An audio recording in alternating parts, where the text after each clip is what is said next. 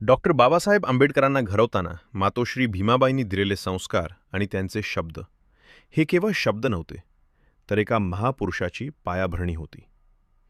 भीमा, आपली परिस्थिती गरिबीची असेल रे, पण तुझं नशीब तुलाच लिहायचंय. ही पुस्तकं फक्त कागद नाहीत, तर ही तुझ्या आयुष्याचं सोनं करणारी हत्यारं आहेत.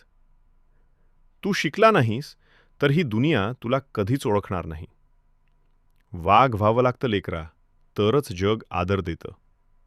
बाळा, बाहेर लोक तुला हिणवतील, पाणी देणार नाहीत, लांब बसवतील, तेव्हा रडू नकोस. तुझं दुःख डोळ्यातून नको, तर तुझ्या कर्तृत्वातून बाहेर पडू दे. असा काहीतरी मोठा हो, की आज जे तुला लांब सारतात, त्यांनीच उद्या तुझ्यासमोर नतमस्तक व्हावं. भीमा, समुद्राचं पाणी कितीही खारं असलं, तरी समुद्र आपली मर्यादा सोडत नाही. तसंच आयुष्यात कितीही संकटं आली, तरी तू तुझा संयम सोडू नकोस.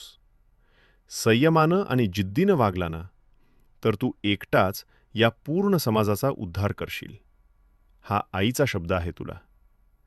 आई म्हणायची, भीमा, गरिबीत जन्मलो म्हणून काय झालं? विचारांनी श्रीमंत व्हायचं. तू इतकं शिक की या देशाचं नशीब तुझ्या हातानं लिहिलं जावं. अशा त्या महान माऊलीच्या संस्कारांतूनच आजचा भीमराव घडला. माता भीमाई जयंतीनिमित्त विनम्र अभिवादन.